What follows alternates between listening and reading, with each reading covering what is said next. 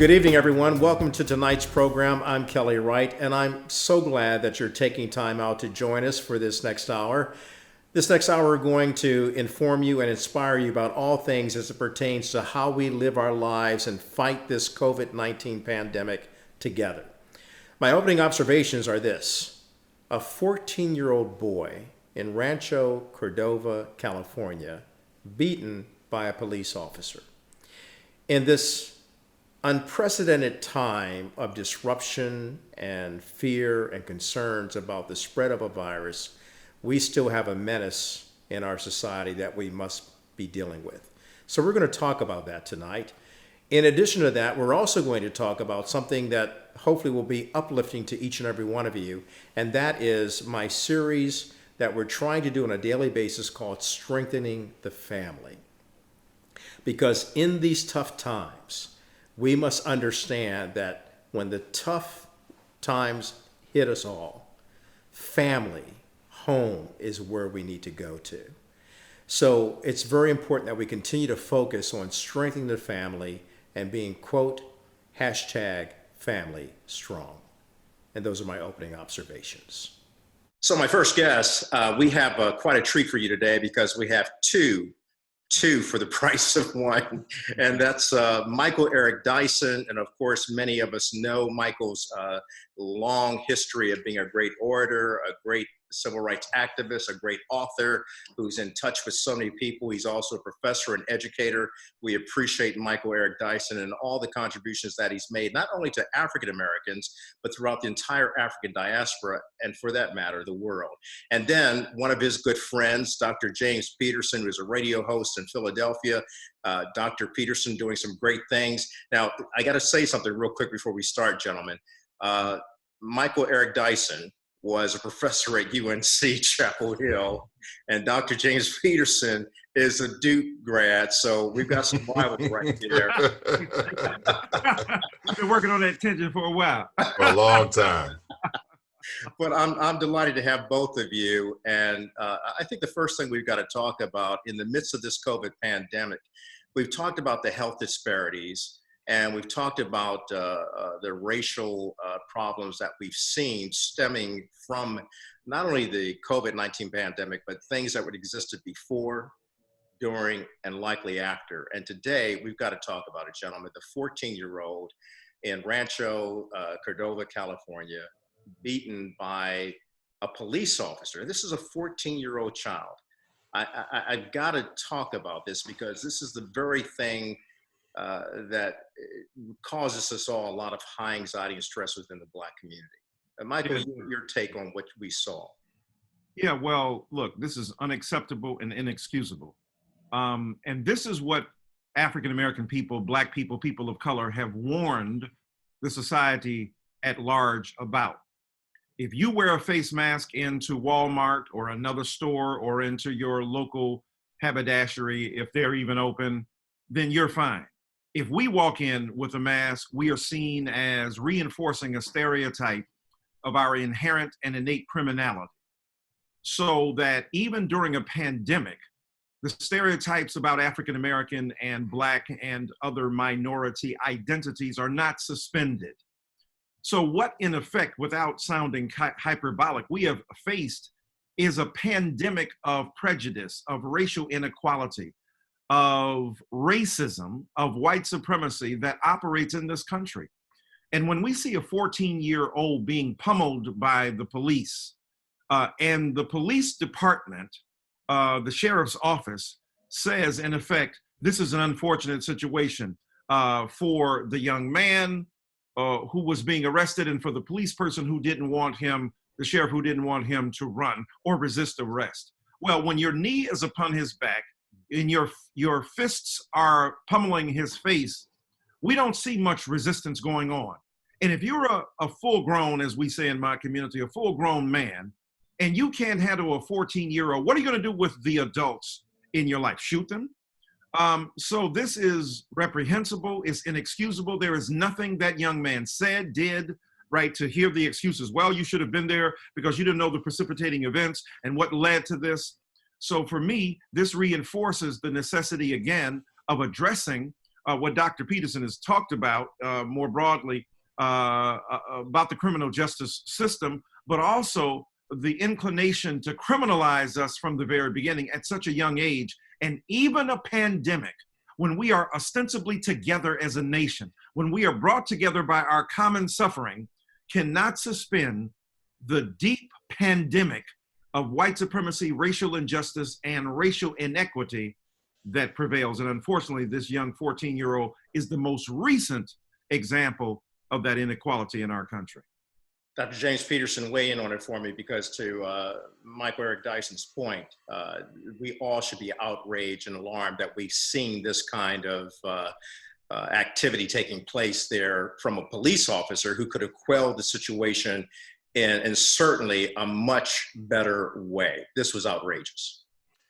There's absolutely no set of circumstances.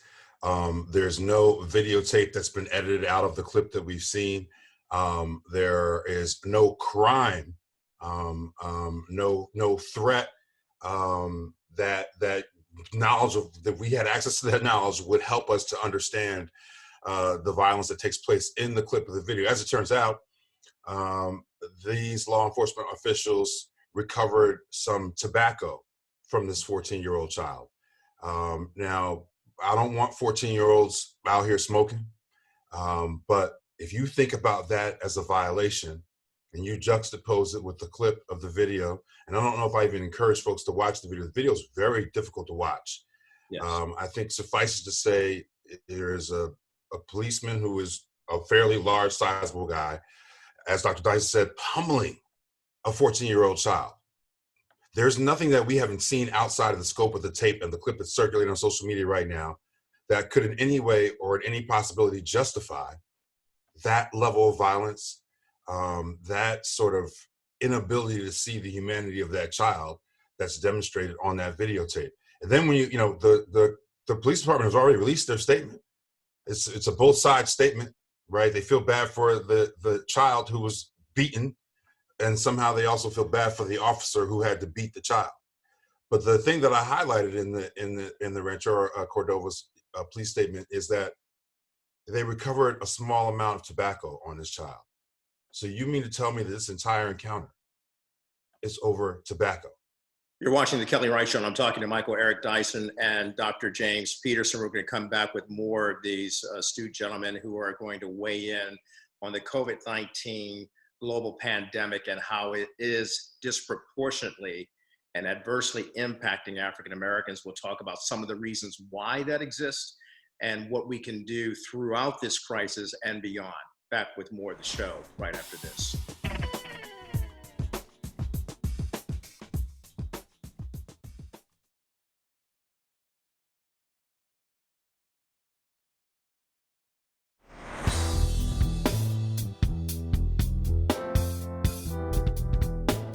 Welcome back to the program. So I am engaging a conversation with two good brothers who are out there doing some great work in our community and beyond.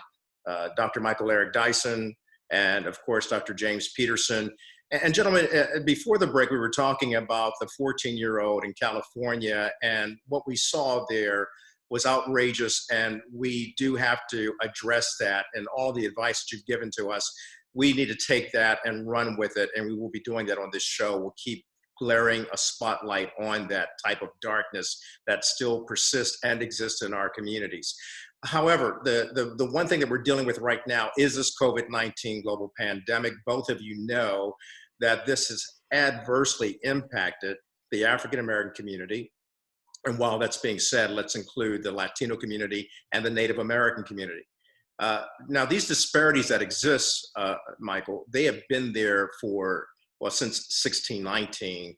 And as Dr. Anthony Fauci addressed, they existed there before coronavirus. They're here now during the coronavirus, and it will have to be dealt with beyond coronavirus. So from that tipping point, from the president's coronavirus task force, what's your challenge to America and to the President of the United States about drilling down on these systemic issues that continue to persist and prevail? Well, first of all, let's talk about lack of access to healthcare. Here's a president and an administration that has been rapidly dismantling every element of Obamacare in this nation. And that has disproportionately affected African American and Latinx people, among many others, and even First Nation and indigenous peoples as well. Number two, even if you didn't agree with elements of Obamacare, the direction you should be going is greater coverage for people, not less. Leaving it up to individuals to determine, what and will not happen is arguably problematic. But what we have and what we had under Obamacare is far superior to what we see going on now. Thirdly, study after study has been done that African American people in particular, and other minorities perhaps less so, but still in troubling fashion, are treated in unfair fashion and in unjust ways when they go to the doctor. The same Black person and the same white person can go into a doctor's office of the same socioeconomic group, relatively speaking, and receive entirely different treatment because of race. Studies have shown this time and time again, empirical verification of an intuition and a hint that Black people don't receive the same kind of treatment, so that there's not as aggressive treatment for heart disease, for instance, as there is for white people as there is for Black people. Black people don't receive the same level of care. Fourthly, studies have been done that young Black people in particular are not seen as children, but as adults. And you might say, well, what does that have to do with the healthcare system? Well, if we're neglecting adults, but we say, well, we'll look out for the kids because they are precious and they need to have attention paid to them. Even the children are not recipients of a kind of, care and commitment and compassion that might necessarily or ordinarily accrue to a young person in this country. And then finally, what we've got to say is that these pre-existing conditions indicate not primarily the inability of Black people to take care of their own bodies, right? Because we've heard messages, well, then stop smoking and stop drinking and with diabetes and the like. Here's the point. Everybody born in this country is not born in the same set of circumstances. So if you're living in a community with food deserts, with high sugar cereals that are only available to you in the ghetto store, that when you finally get to a place where you can go shopping, it is not a high quality Whole Foods. It ain't even half foods. It ain't 1/4 foods. So you go into the store and you've got all kinds of fat in the meat and so on and so forth. You don't have the choicest pieces and they're left over for days and days and days. In other words, you're getting second and third class citizenship served to you on a platter. So when you put all of this stuff together and you're living in high stress situations, when you have to watch videos of your children being pummeled and you feel that you can't do anything about it, because all of us here, and I know all three of us, are interested in demystifying the toxic masculinity that prevails in this country. We're for the rights of all human beings, and we want women to be treated equally as men are treated. But we know that as a man in this country, seeing your child being pummeled like that, or seeing a member of your community being subject to that, Malcolm X says, I'm the man you think you are. What you would do is what I would do, but more of it. So imagine how you would feel as a white man seeing your children being manhandled like that, and you would have the right to exercise the Second Amendment and go protect your children. When you put all of this together, this is a banquet of misery. This is served up to us every day. And so I think we've got to address the inequities in the healthcare system, the inequities in terms of lack of access to medical intervention, because Black people use, by and large, still to this day, the emergency ward as healthcare intervention. Those are the kinds of things we got to say to Dr. Fauci and Dr. Birx, and if they would listen, anybody in the Trump administration. And we're going to come back after the break to talk more about how we can reach out and help each other, because at the end of the day and throughout the day, we have to understand that we must be our brother's keeper and not our brother's killer. Therefore, we have some responsibility and ownership that we've got to take. We've got to take this by the horn and deal with this dilemma that we're faced with. We're going to have much more of Michael Eric Dyson and Dr. James Peterson right after the break. Don't go anywhere.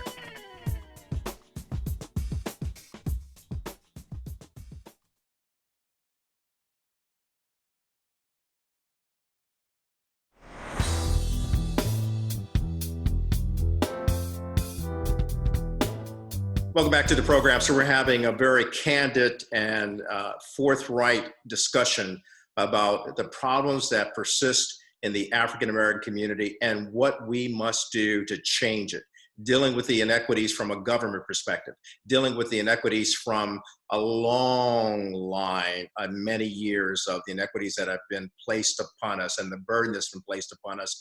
But Michael Eric Dyson and Dr. James Peterson are here to talk about this, and we're having a very, very open conversation about this. And Michael, I'm thinking about Dr. Martin Luther King Jr. who said, look, darkness cannot drive out darkness, only light can do that. And hate cannot drive out hatred, only love can do that. So he went on to say that we have to set the atmosphere, quoting from Colossians, that we have to set our minds on things that are above so that we can deal with what's here below. And certainly we got some mess to deal with within our own community. Brother, preach to us about what we need to be doing to get our faith lives in order and get our adult lives in order, our young life in order, so that we're reaching out to everybody across the broad spectrum of the African diaspora to be accountable and responsible for our destiny and our future. Well, look, faith without works is in vain. It's dead, right? The Right. word tells us that. And we know that. And what Dr. Peterson just brilliantly underscored is that we do have responsibility. Now, usually it's seen behaviorally. Our responsibility is to do what Dr. King did. Speak out against injustice. Don't be a coward. Amplify the best prophetic and religious insight we can muster, that we are all human beings. We are worthy of God's respect, right? Because God respects us. Didn't have to, but does, right, in our Christian community.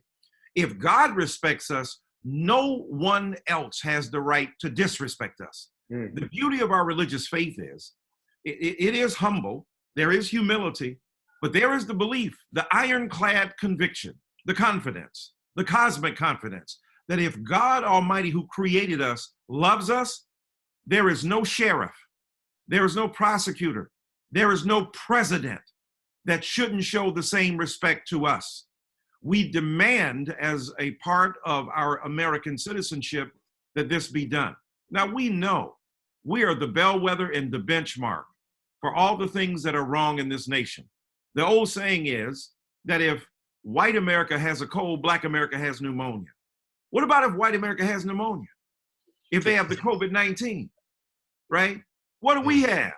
As Dr. Freddie Haynes and Dr. James Peterson have reminded us. So the reality is this, that we have a responsibility to articulate a religious uplift of the communities in which we live, not to pummel them like that sheriff did that 14-year-old, not to take a religious verse, to use it as a cudgel, to beat down on Black people, but to uplift them. The church, you talking about our responsibilities? The first thing we have to do is get off the drug of churchitism, of churchianity, not Christianity or whatever religious belief you may have. This is a show that caters to all people who believe, whether you read the Tao Te Ching, whether you read the Bhagavad Gita, whether you read the Holy Quran, whether you read the Old Testament, the New Testament, whatever you read, right? I happen to be a Christian minister, but I respect all religious traditions.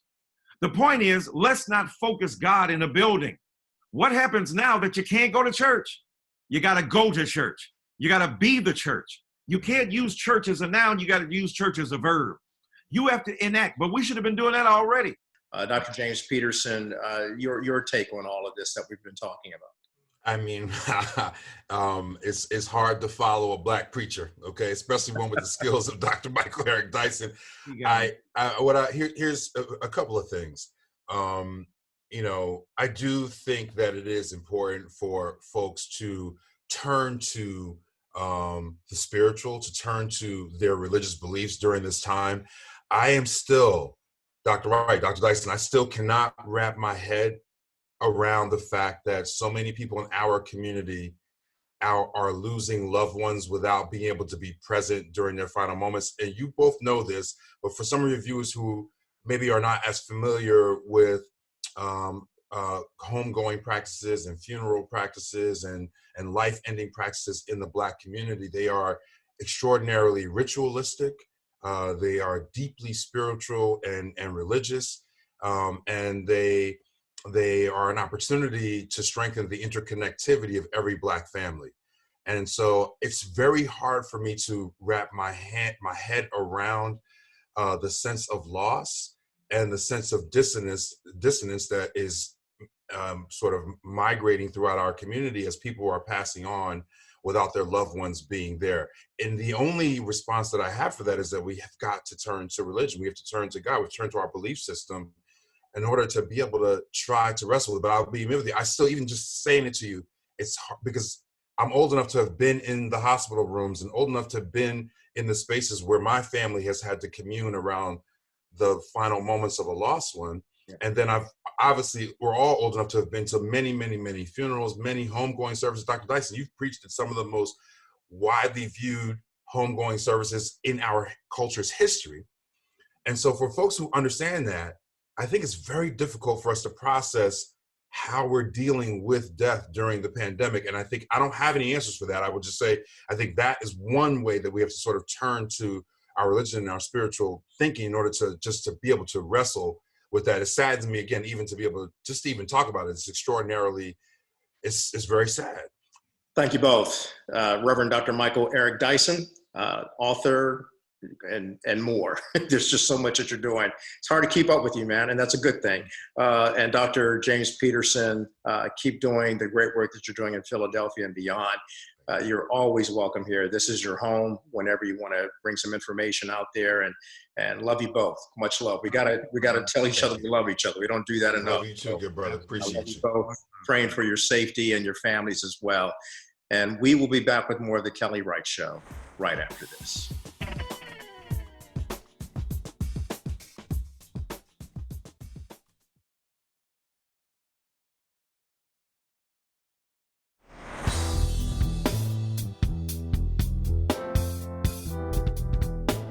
Welcome to the program. I'm so delighted to have Pastor Darrell Scott, who is right here now on this show to talk about his heart. He's from Cleveland Heights, Ohio, and he has a wonderful church out there. And he's also been someone who's been an active voice in terms of what this country needs. Even before COVID-19, he's been addressing the issues.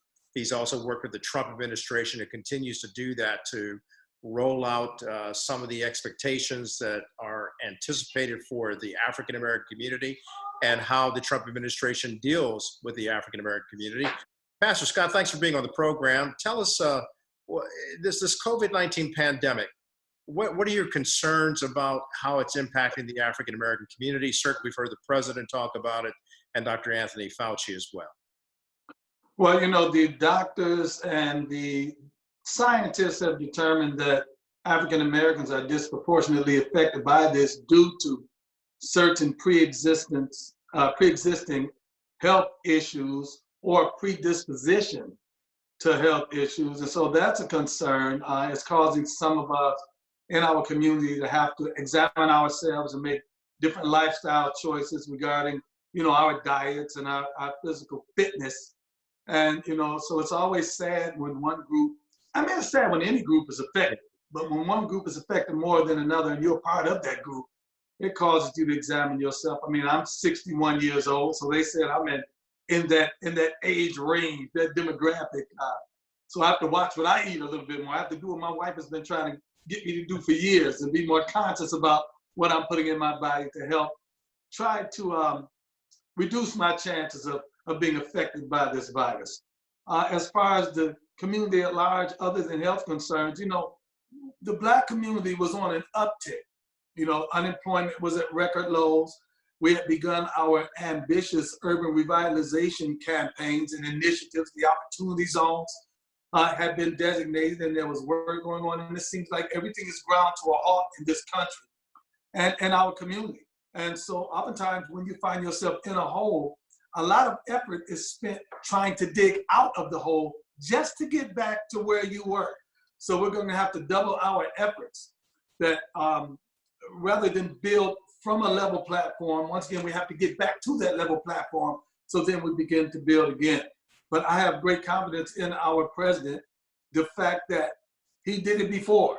He was able to have record low unemployment before, and he was able to do initiatives that were proactive to our community before, that once we come out of this, and I believe we are going to come out of it stronger as a nation, once we come out of it, we're going to be better.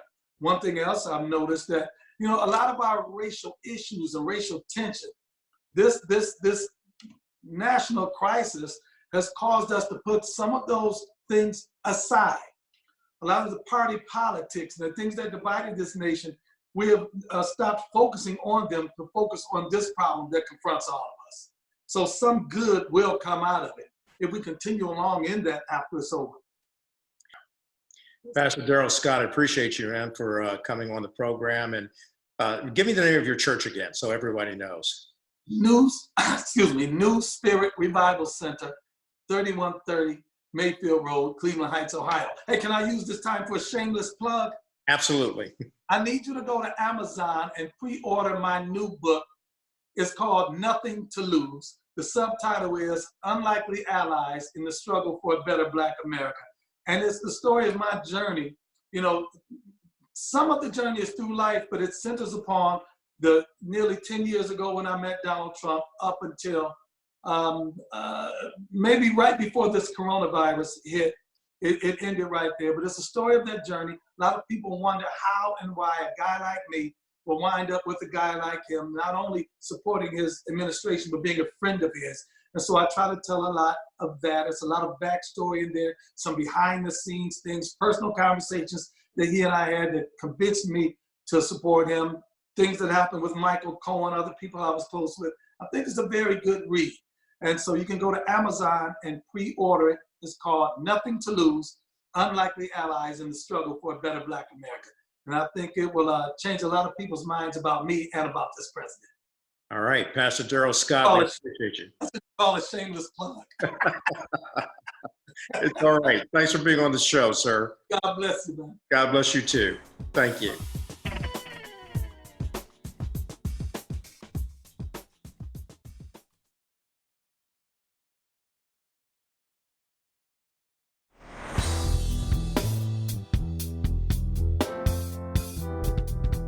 Welcome back to the program. So as you've seen, we've had a very lively discussion with my previous guests, Dr. James Peterson and Michael Eric Dyson, because of their concerns about what's going on within the African-American community and the disparities that do exist.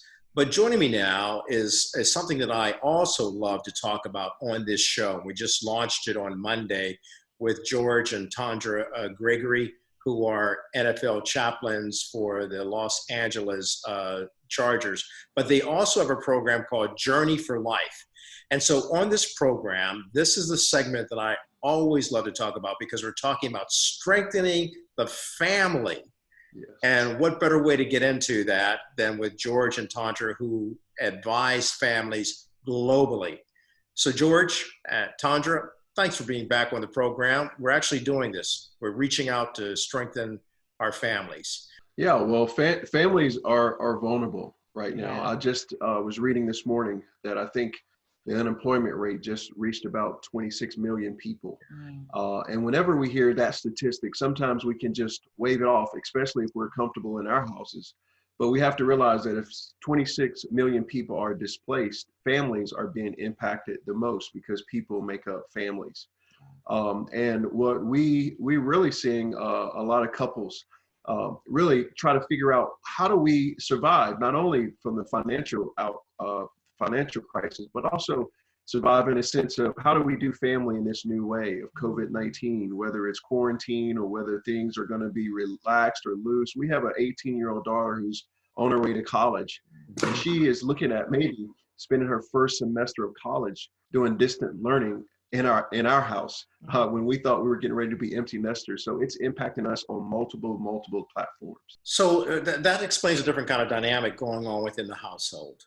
How do you advise parents who are seeing their college age students not being able to go to their traditional colleges because of the fact that we can't do that right now because of social distancing? And how do you see them helping even the younger children who are perhaps saying, I'm afraid? And when they ask them, why are you afraid? As I've heard a 5-year-old say, I'm afraid that I might die from COVID-19. So dealing with fears is a big problem that's going on, because before we were so removed from it, because in America, I can say most people feel invincible because we have so much here, and it just looks like nothing can touch us here in America.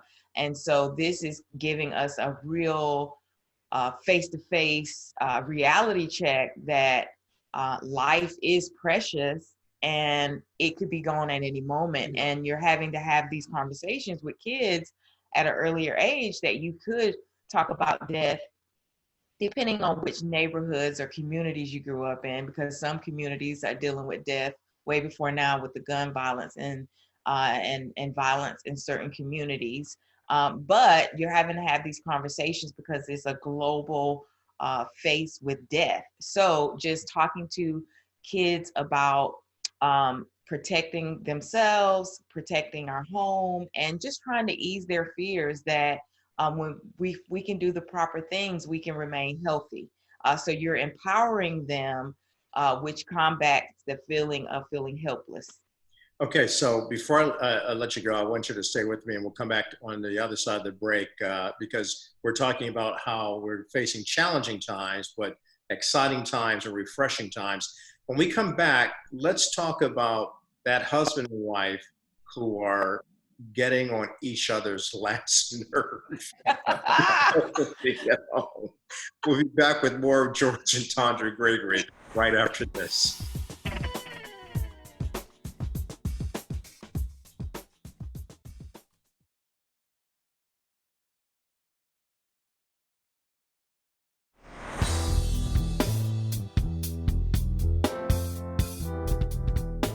Welcome back to the program. So again, we're talking about strengthening the family, and I really wanted to start this on my show to provide it as context of what's happening within our family, because I truly believe that the strength and the greatness of our nation begins at home.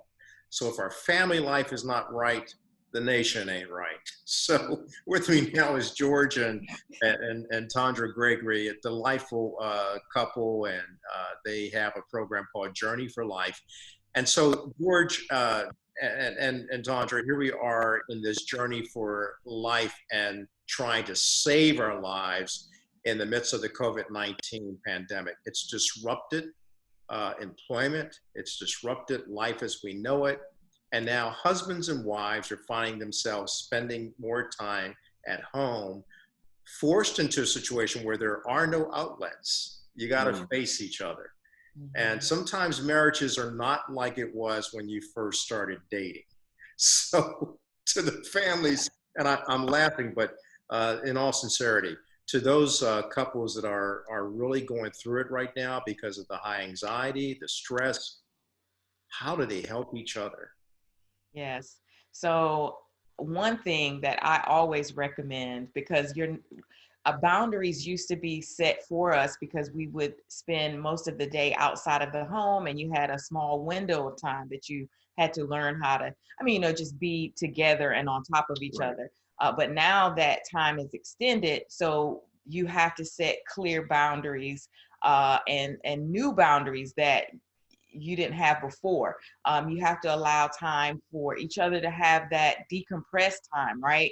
Take time to alone and give each other that space. Like, I'll handle the kids, or I'll handle this. You just go for a walk, or just go outside, get some fresh air, just helping each other to decompress. Because again, this is a very intense time. Another thing that I feel that has to increase is we have to over communicate because we're trying to come up with these new boundaries. And so we can't have unspoken expectations. We have to verbalize those so that we can be on the same page and get a joint, a collaborative strategy. Yeah, listen, the struggle is real. We're our motto for our organization is marriage is a journey. Yes. And it's a journey for life. No matter where you are on your journey, there's hope for it. And one of the principles that we've been teaching a lot of couples is to celebrate each other. We are so good at, I know I'm an expert at this. I can point out when my spouse does something wrong. Yeah. So we're experts at that, but we've got to go against the grain now. And because we're in close proximity, we've got to learn a new trick, and that is we've got to over appreciate one another. Yeah. I'm telling you, if your spouse feels like you're not getting on them as much, but you're pouring into them more and appreciating them. We're in sports as NFL chaplains, and we do a lot of sports things. But Dean Smith, the late Dean Smith, taught his players way back in the day, when somebody assists you and they throw you the ball and you go down and do that 360 slam dunk, you've got to point back at them and say, I didn't do that by myself. Thank you for the assist. So around our homes, my suggestion is start pointing at your spouse and say, wow, thank you for that assist. Thank you for that compliment. Thank you for taking out the trash. Thank you for just doing the little things. When we realize, when we pour into our spouse, we're going to get a different result than if we just keep nitpicking and poking at them. Well, thank you both so much. Love you, and praying for you always. You guys are awesome. One day I have to ask you how you created or found your secret. And I think I know where it lies. It lies in your faith in God and trust in each other. So I appreciate you both. George and Tondra Gregory, A Journey for Life. And trust me, if you talk to them, it's your joy is infectious and contagious. So thank you. We'll leave it at that. Thanks for being on the program. We'll see you again Friday. Let's keep strengthening the family. Family strong, everybody. Back with more of the Kelly Wright Show after this.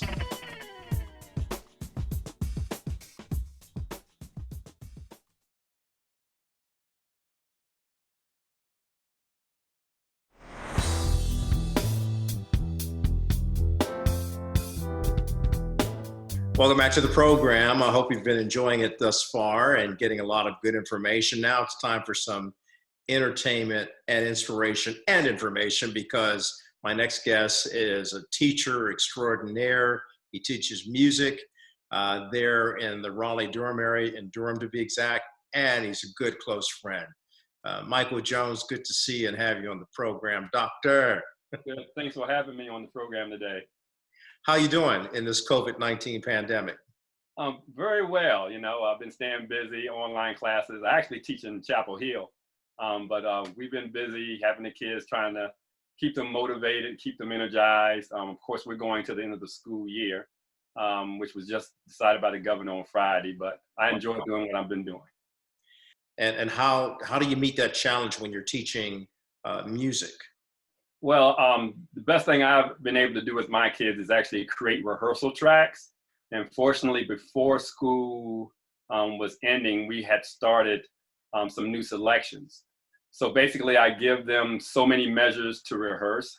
I actually played the track and play their vocal part on piano, so they can learn the vocal part that way.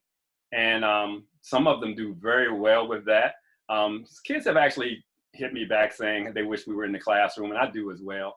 I've had very good numbers in my course program, and for the most part, the kids have been doing very well with the assignments, getting them in, and they sending me the recordings. So we have an online site recording they can do, or they can just record on their phone and submit it to me. That's fantastic, Michael, and I know how much of a love you have for music and for your students. You've been teaching for so many years, and you also served in the military, so thank you for your service during your time in the United States Army. And your music, man, has just been going on for years. But if you can explain to people what you're doing now, because in addition to your teaching, which I commend you for doing in the midst of this COVID-19 pandemic, because it's thrown so many teachers and educational systems curves, and it's been so disruptive, but you still compose music for movies. Tell me about that, because many people will watch a movie and not even know that Michael Jones is the songwriter and the one who has scored that film musically. Yes, I actually got into film scoring about in 2013. I actually, when we were in Virginia, I did a small TV pilot. And during the summers, I was always working for Upper Bound, teaching music technology classes. And then I was through a grant, and of course the money ran out. Told my wife, said, let me go ahead and try to see if I can get back into film scoring. And thank God, one thing led to another. I created my website. I just put myself out there. People started hearing about me. And I've been very fortunate to win some awards for my film scoring internationally, and even won cash award as well. And so I really enjoy film scoring, and it really was a blessing to me to actually have some movies that have just recently finished their editing. And I've had 3 film scores to write since we've had COVID-19. Yeah. I see you in the studio, man. Take me out. Play some music for me as I toss to a break. Can you do that? Okay. You fired up and ready to go? Yes, I'm fired up and ready to go. My good friend Michael Jones, musician extraordinaire, songwriter, composer, educator.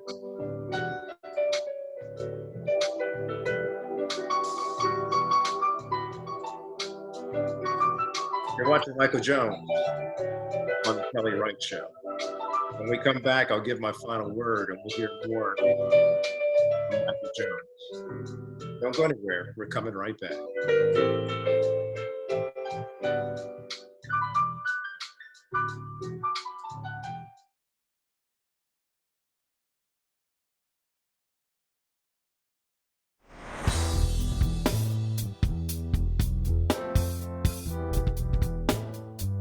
Welcome back, and now for my final word. Hopefully we've seen tonight that it is time to stand against any form of injustice and to speak out against it, and then to act out responsibly against it. It's also important that we strengthen our families. We must become family strong. As I've stated on this program before, the greatness of any nation begins in the homes of its people. Therefore, let's work diligently to become better mothers, better fathers, better brothers, better sisters, better families.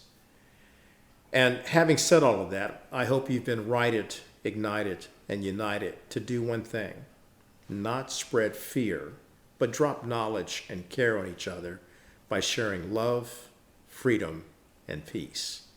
And now for my good friend, Michael Jones, to take us out. The Michael Jones Trio performing People Make the World Go Round. Good night.